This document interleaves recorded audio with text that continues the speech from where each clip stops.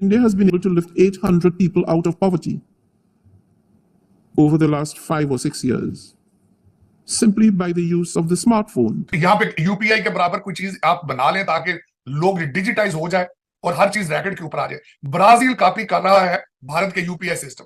India की जो अपनी वो एक्सेस बढ़ाना चाहता है, इंडियन प्राइम मिनिस्टर जो है जो एक्सेस बढ़ाना चाहते हैं वो उनको सामने मिल रही है।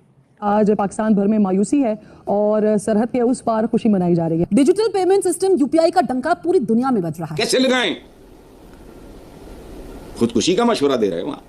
अब हमका तो ना कारोबार से कोई सच कोई ताल्लुक है, ना इंडस्ट्री के साथ, ना उन्होंने वो पेमेंट मेथड जो है वो ऐप दुबई को भी दिया है, सऊदी अरब को भी दिया है, फ्रांस को भी दिया, 20 से ज्यादा कंट्रीज को दिया। अब जहाँ जहाँ इंडियन है या वो लोग इंडिया में आते हैं यूपीआई के थ्रू पेमेंट्स करते हैं। 5 लाख की पेमेंट, 1 रुपया टैक्स नहीं है। मुल्क ये तो धचके पे धचका में मिलता जा रहा है और इंडिया ट्रेंडिंग में जा रहा है पिछले 2 महीनों से। मैं कहती हूँ तो अल्ट्रा प्रो मैक्स ट्रेंडिंग पे जा रहा है कि अगर हम बिजनेस नहीं करते, इंडिया से कारोबार नहीं करते तो हमारा नुकसान हो रहा है। हम वो चीजें, वो इंडिया की चीजें दुबई की मार्फत या गाने उनके सुनेंगे, फिल्में देखेंगे, लेकिन उनकी तरक्की की खबर नहीं पड़ेंगे और ना देखना चाहेंगे, मुंह दूसरी तरफ कर लेते हैं। अब मैं ये पेमेंट मेथड जो है वो डिस्कस हो रहा है और अगर ये फ्रांस के साथ पेमेंट मेथड डिस्कस हो रहा है तो अब आप इमेजिन करें, इंडिया की मईशत से हम मिल ही नहीं सकते। इंडिया की मईशत हमारे ऊपर है।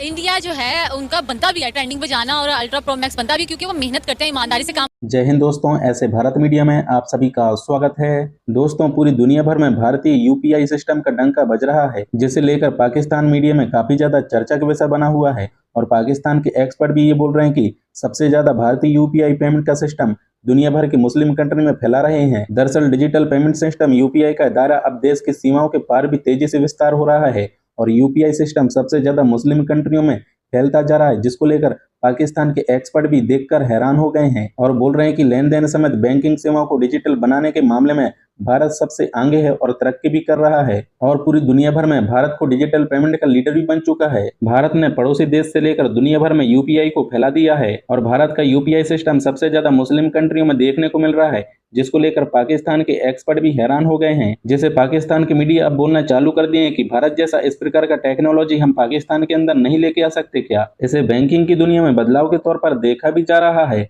और यह इतना सफल हो गया कि भारत के अलावा भूटान, यूएई, श्रीलंका समेत कई देशों में इनके जरिए पेमेंट भी हो रहा है। पाकिस्तान के मीडिया बोल रहे हैं कि भारत दिन पे दिन तरक्की करते जा रहा है, लेकिन हमारे पाकिस्तान दूर दूर तक दिखाई भी नहीं दे रहा है और बोल रहे हैं कि भारत का इस टेक्नोलॉजी का काट यूएस, चाइना के पास भी नहीं है। दुनिया भर के मंत्री से लेकर राष्ट्रपति भी भारतीय यूपीआई पेमेंट का तारीफ भी कर रहे हैं। तो दोस्तों, पड़ोसी देश पाकिस्तान भी भारतीय यूपीआई सिस्टम का दीवाना हो गया है। पाकिस्तान भी यूपीआई को अपनाना चाहता है, लेकिन सिक्योरिटी का बहाना देकर पाकिस्तान के हुक्मरान यूपीआई सिस्टम से किनारा कर रहे हैं। तो आप लोग ये पाक मीडिया रिएक्शन पूरा अंत तक जरूर देखिएगा। पाकिस्तान मीडिया से इस पे क्या प्रतिक्रिया था और कमेंट में अपना राय लिख के जरूर शेयर करना। यहाँ पे यूपीआई के बराबर कोई चीज आप बना लें ताकि लोग डिजिटाइज हो जाए और हर चीज रैकेट के ऊपर आ जाए।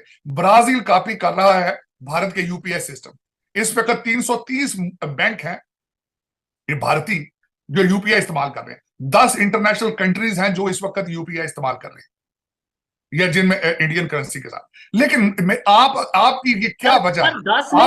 10 शायद ऑफिशियली यूज कर रहे होंगे जहां पे यूज किया जा सकता है यूपी, लेकिन मैं भी देख रहा था ऑलमोस्ट 30 से 40 कंट्री हैं जहां पे बात हो रही है, जिनमें बड़े बड़े कंट्री हैं। सर यूएई की बात करें, ओमान, सऊदी अरेबिया, इसके अलावा मलेशिया है, हांगकांग, जापान, बेल्जियम और स्विट्जरलैंड, कतर, इस तरह के बहुत से ऐसे लंबी लिस्ट है। लेकिन मेरा अफसोस, मैं देखता है बात क्या आपके चले, आपने टीवी तो ब्लॉक कर दिया है, भारतीय खबरें ना दिखाते हैं, ना आप प्रमोट करते हैं, ना आपकी कौम जो है नई यूथ है वो इंटरेस्टेड ही नहीं है। लेकिन जो लीडर हैं आपके सारे वो सारे बाहर के पड़े हैं।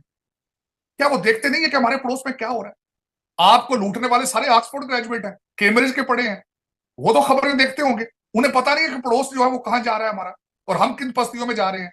अब आपके पठान भाई अफगानी वो भी आपका मजाक उड़ाते हैं। वो आप सिर्फ भारतीय फिल्में देखते हैं, भारतीय खबरें नहीं सुनते। और हमारी यही आपकी शादी ब्याह पे भारतीय गाने चलते हैं, उन पे हम परफॉर्म करते हैं। हमारा कोई फंक्शन हो वहां पे जो उनसे हम जो सा भारतीय गाने वगैरह लगाते हैं। इसके अलावा इवन हमारे त्योहार जो उनसे हैं वो इंडियन कल्चर से सारा मिलते जुलते हैं। लेकिन इंडिया की कोई अच्छी चीज होगी, कामयाबी होगी, उसके ऊपर बात करेंगे तो हम एजेंट होंगे। नहीं, मैं चौधरी साहब खासकर बताना चाहता हूँ, मैंने अगले दिन कही ये स्टेटमेंट दी कि पाकिस्तान को मोदी साहब जैसा लीडर चाहिए, तो मेरे ऊपर बदतमीजी का तूफान खड़ा हो गया। लीडर, मेरा मकसद ये था कि उन्होंने भारत को नेशनलिज्म दिया है, आपको भी चाहिए कि आपका लीडर कोई ऐसा हो जो नेशनलिज्म दे सके, लेकिन जब नफरतों में आप अपने दिमाग के दरवाजे बंद कर दें तो यही होता है। गाने उनके सुनेंगे, फिल्में देखेंगे, लेकिन उनकी तरक्की की खबर नहीं पड़ेंगे और ना देखना चाहेंगे, मुंह दूसरी तरफ कर लेते हैं। अब मैं जिस तरह मैं बताना चाहूंगा एक मिसाल आपकी, कि आपको पता है कि अगला जो इंटर्म सेटअप है उसमें मुझे सख्त अफसोस हुआ है कि IMF के मुलाजमीन जो है वो नए वजीर आजम लिस्ट में शामिल है। हफीज शेख साहब हैं, बाकर साहब हैं, दोनों मुलाजम IMF के, वर्ल्ड बैंक के साथ उनके रिलेशनशिप है। जब आप आजाद ही नहीं है, जहां से $1 बिलियन 3 बिलियन मिला है, आप उनको वजीर आजम बना लेते हैं, तो फिर नेशनलिज्म मेक इन पाकिस्तान कौन करेगा भाई? फिर कर्जों की बातें ही होंगी ना। IMF के जब वजीर आजम होंगे, जब सिटी बैंक का आपका पहले शौकत अजीज साहब आगे थे, आप फॉरेन बैंकों के प्रेसिडेंटों को जब वजीर आजम बना लेंगे, फिर कर्जे ही मिलेंगे ना। मैन्युफैक्चरिंग की बात क्यों नहीं करते आप ज़राइर की बात क्यों नहीं करते, अब डिजिटल पाकिस्तान की बात क्यों नहीं करते? गूंगे हो गए आप। पड़ोसियों को देख ले, कुछ शर्म कर लें आप। आपके सारे डॉलर आपके सामने आपके अफगानी भाई उठा के अफगानिस्तान ले गए हैं, आप उनमें से पैसे बनाते रहे हैं, मुल्क तबाह कर दिया आपने, लेकिन कुछ शर्म नहीं आती कभी वंस अ वाइल। और मजे की बात यह है, सबको पता है, चौधरी साहब मैं कोई नई बात नहीं कर रहा हूं, आप जो कुछ पाकिस्तान में हो रहा है आपकी एजेंसियों की मर्जी से होता है। इंडिया अपने आप को इतना फ्लेक्सिबल कर गया है, और वो कह रहे हैं, इंडिया कह रहा है जी कि हम जो फिनटेक है, इनोवेशन और डिजिटल पब्लिक इंफ्रास्ट्रक्चर जो है, इसके लीडर बनने जा रहे हैं। ये है हमारा प्लान है, और उसके लिए they have chosen partner countries. अब वो फॉर एग्जांपल जाते हैं रशिया के अंदर, रशिया से वो बहुत ज़्यादा तेल लेते हैं। उन्होंने कई बिलियन रुपीज़ रशिया को दे दिए, जो रशियंस परेशान हैं कि हमने इसको कहाँ इस्तेमाल करना है, क्योंकि इंडियन करेंसी अभी इतनी है नहीं है, लेकिन वो बहुत कुछ इंडिया से उस करेंसी के बस खरीद सकते हैं। और अब है क्या, इंडिया कहता है जी हमारा बड़ा पीपल टू पीपल कॉन्टैक्ट है श्रीलंका के साथ। हम श्रीलंका को, वो मुल्क है जिसने श्रीलंका को बेसिकली बचाया था। जब भी फाइनेंशियल क्राइसिस आया, उसके बाद अच्छे भले जो पैसे दिए, वो $4-5 अरब की जो सपोर्ट श्रीलंका के लिए की, तो वो कहते हैं ये हमने की थी क्योंकि हमारे अच्छे ताल्लुकात। और अब ये डिजिटल ट्रांजैक्शन भी वहाँ पे लेके जा रहे हैं। सो जब भी इंडियंस वहाँ पे जाएंगे या श्रीलंकन्स इंडिया आएंगे, तो वो उस कार्ड के जरिए पेमेंट करेंगे, उनको कोई फ़र्क नहीं पड़ेगा। So it's just a currency.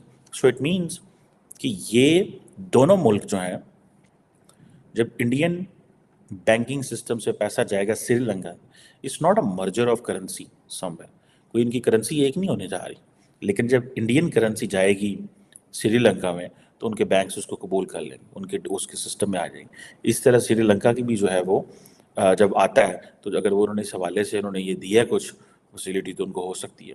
लेकिन फर्स्ट ये इंडियन कस्टमर्स के लिए, ठीक है जी, कि इंडियन कस्टमर्स जो हैं, जो श्रीलंका और मॉरिशस जा रहे हैं, उनको वो जो रुपे कार्ड है वो उधर वो हर जगह जिसे वो कहते हैं ना अवेलेबल होगा।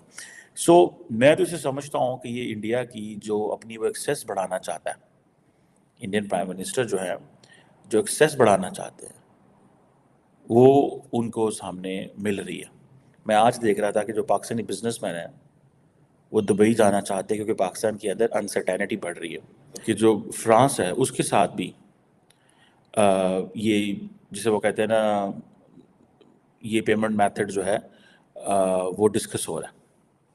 और अगर ये फ्रांस के साथ पेमेंट मेथड डिस्कस हो रहा है, तो अब आप इमेजिन करें कि इंडियंस किस लेवल पे जाके काम कर रहे हैं और उनकी कितनी एक्सेस है।